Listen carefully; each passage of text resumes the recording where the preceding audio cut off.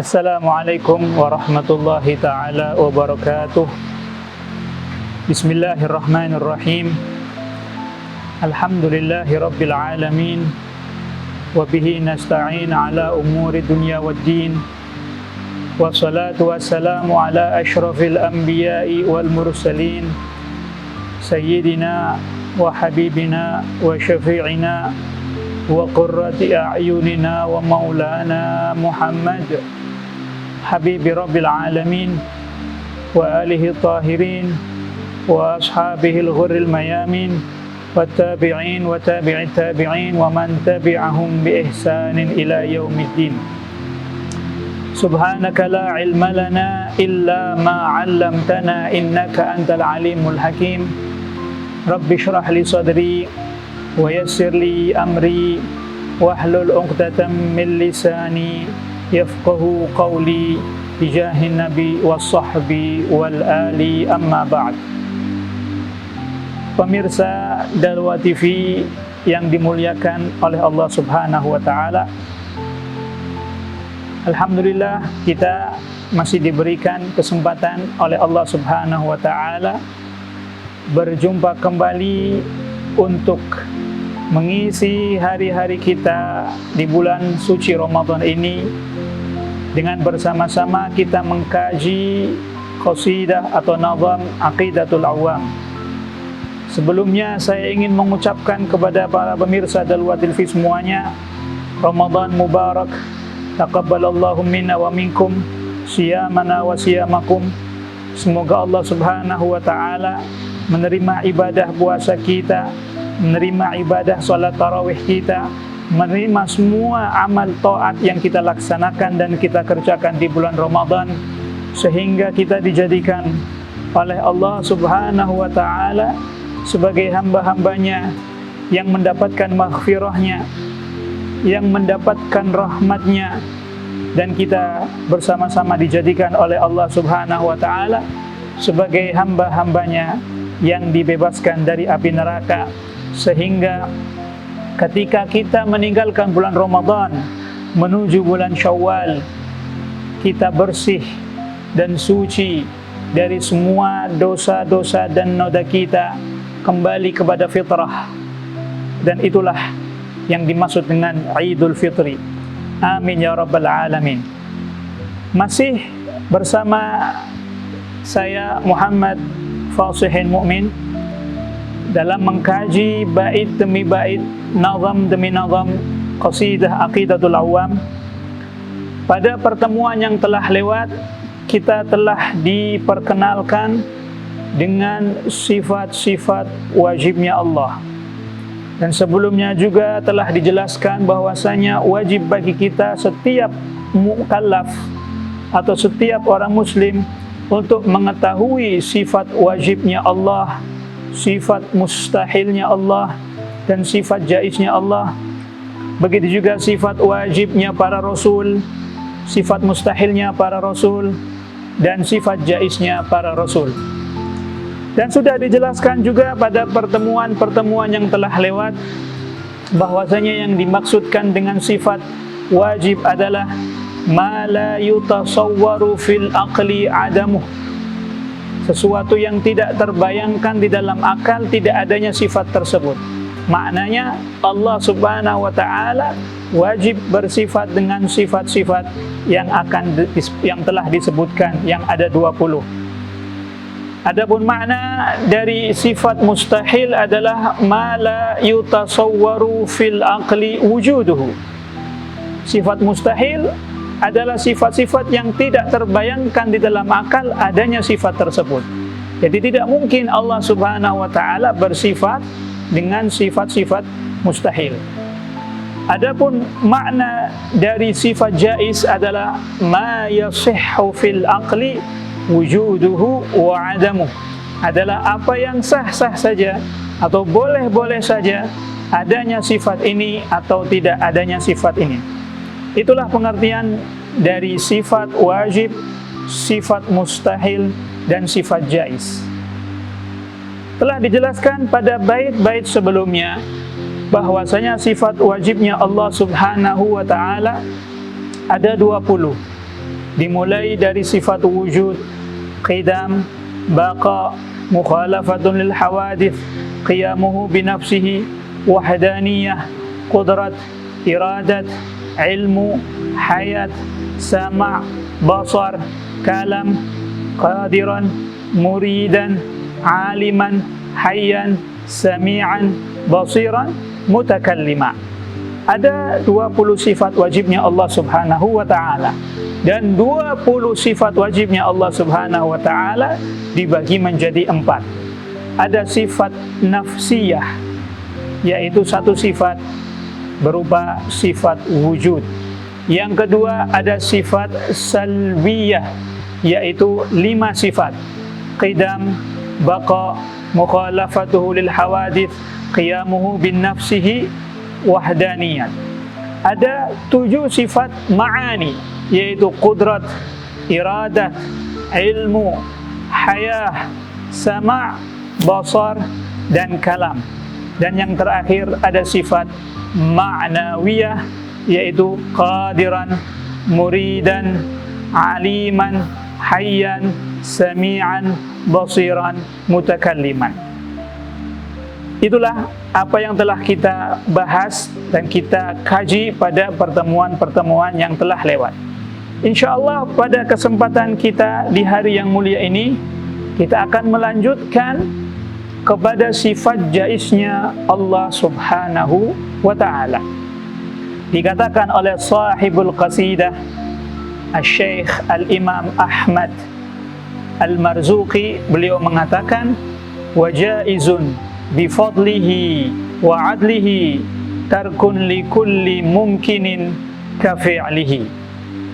Arti daripada bait ini adalah, dan sifat jaiznya Allah Subhanahu wa ta'ala, bifadlihi dengan keutamaan Allah, wa adlihi dan keadilannya Allah, adalah sifat jaiznya Allah adalah tarkun li kulli mumkinin ka fi'lihi. Allah Subhanahu wa ta'ala boleh meninggalkan segala sesuatu yang mungkin, sebagaimana Allah Subhanahu wa ta'ala boleh menciptakan segala sesuatu yang mungkin. Dari satu bait ini ulama mengatakan bahwasanya sifat wajibnya, sifat jaiznya Allah Subhanahu wa ta'ala adalah fi'lu kulli mumkinin au tarkuhu. Allah Subhanahu wa ta'ala boleh melaksanakan, boleh mengerjakan segala sesuatu yang mungkin, sebagaimana Allah Subhanahu wa ta'ala juga boleh meninggalkan segala sesuatu yang mungkin. Maknanya Allah Subhanahu wa ta'ala yang mempunyai kehendak. Tidak ada seorang pun, tidak ada zat apapun yang boleh atau bisa memaksa Allah Subhanahu wa ta'ala, dan tidak ada sesuatu yang wajib atas Allah Subhanahu wa ta'ala. Oleh sebab itu dikatakan di dalam nazam Az-Zubad, nazam di dalam fikih, sahibun nazam mengatakan, fardun 'alan nasi imamin yunsabu wa ma 'alal ilahi syai'un yajibu. Fardu, suatu kewajiban untuk memilih seorang pemimpin di dalam umat Islam, dan tidak ada sesuatu yang wajib atas Allah Subhanahu wa ta'ala. Karena Allah Subhanahu wa ta'ala pencipta alam semesta ini, tidak ada satu zat pun yang bisa mewajibkan sesuatu kepada Allah Subhanahu wa ta'ala. Allah Subhanahu wa ta'ala berfirman, wa rabbuka yakhluqu ma yasha'u wa yakhtar ma kana lahumul khiyarah. Dan Tuhan engkau ialah Tuhan yang menciptakan dan memilih. Maka Allah Subhanahu wa ta'ala boleh menjadikan fulan bin fulan menjadi orang yang alim, kemudian fulan bin fulan menjadi orang yang jahil, menjadikan yang ini kaya, yang menjadikan ini miskin, dan lain sebagainya. Itu semuanya adalah kekuasaan Allah Subhanahu wa ta'ala. Dan apabila Allah Subhanahu wa ta'ala telah berkehendak, maka kita sebagai makhluknya tidak bisa memiliki pilihan untuk kehendaknya. Itulah makna dari nazaman wa jaisun bi fadlihi wa adlihi tarkun likulli mumkinin ka fi'lihi. Jadi setelah kita mengetahui sifat wajibnya Allah Subhanahu wa taala, dan kita juga mengetahui sifat jaiznya Allah Subhanahu wa taala, yaitu fi'lu kulli mumkinin aw tarkuhu. Allah Subhanahu wa taala boleh melakukan segala sesuatu yang mungkin, dan Allah Subhanahu wa taala boleh tidak melakukan hal tersebut. Setelah itu, sahibul qasidah tidak menjelaskan sifat mustahil, tetapi beliau menyimpannya untuk beberapa bait setelah pembahasan yang akan kita bahas setelah ini. Setelah menjelaskan sifat jaiznya Allah Subhanahu wa taala, kita diperkenalkan dengan sifat wajibnya para rasul dan sifat jaiznya para rasul. Oleh sebab itu disebutkan di dalam bait setelahnya, sahibul qasidah, beliau mengatakan, arsala anbiya zawi fatanah bis-sidqi wat-tablighi wal amanah. Yang artinya Allah Subhanahu wa taala mengutus para nabi-nabi. Allah Subhanahu wa taala mengutus para rasul-rasul yang mana mereka ini mempunyai sifat-sifat yang wajib bagi mereka. Disebutkan di dalam bait ini, yang pertama adalah zawi fatanah. Semua nabi, semua rasul yang diutus oleh Allah Subhanahu wa taala, mereka mempunyai kepintaran dan kecerdasan yang tinggi di atas rata-rata kecerdasan manusia biasa. Yang kedua, bisidqi. Allah Subhanahu wa taala mengutus para rasulnya. Allah Subhanahu wa taala mengutus para nabinya, dihiasi mereka dengan sifat as-sidq atau jujur. Kemudian sifat yang ketiga adalah at-tabligh, yang maknanya adalah menyampaikan dakwah, menyampaikan perintah yang Allah Subhanahu wa taala perintahkan kepada mereka. Sifat yang terakhir, yang mana ini adalah sifat wajibnya para rasul, adalah wal amanah. Mereka adalah orang-orang yang sempurna dengan sifat amanah. Maka dari bait yang singkat ini, kita dikenalkan oleh sahibul qasidah dengan 4 sifat wajibnya para rasul. Yang pertama adalah sifat fatanah. Tadi dijelaskan fatanah artinya adalah kecerdasan. Maka termasuk sifat wajib atau syarat wajib bagi seorang nabi dan seorang rasul, pasti mereka adalah orang-orang yang cerdas. Pasti mereka adalah orang-orang yang pintar. Kenapa? Karena mereka ditugaskan oleh Allah Subhanahu wa taala untuk menegakkan hujjah, untuk berdakwah kepada kaumnya. Maka sangat mustahil sekali jika ada orang yang tidak cerdas, atau bahkan kita katakan dia orang yang bodoh, dia akan melaksanakan tugas yang mulia berdakwah. Karena dia tidak akan bisa untuk bermujadalah atau berdebat dengan kaumnya jika dia adalah orang-orang yang bodoh. Oleh sebab itu, sekali lagi, 1 sifat wajib dari para rasul. Yang pertama adalah setiap rasul ataupun setiap nabi pasti mempunyai sifat wajib al-fatanah atau kecerdasan yang tinggi. Yang kedua, sifat wajibnya para rasul adalah as-sidq. As-sidqu artinya jujur. Jadi apa yang disampaikan oleh para nabi, apa yang diajarkan oleh semua rasul adalah jujur, murni apa yang diwahyukan oleh Allah Subhanahu wa taala kepada mereka. Tidak mungkin mereka menambah atau mengurangi, atau mereka merubah apa yang telah diwahyukan Allah Subhanahu wa taala kepada mereka. Maka sangat mustahil sekali seorang nabi mempunyai sifat kebalikannya, yaitu al-kidhib atau bohong. Karena bohong saja adalah suatu sifat yang hina jika dimiliki oleh orang biasa, apalagi bohong dimiliki oleh seorang nabi.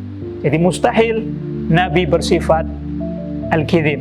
Maka kebalikannya, wajib bagi para nabi, mereka mempunyai sifat as-sidqu atau jujur.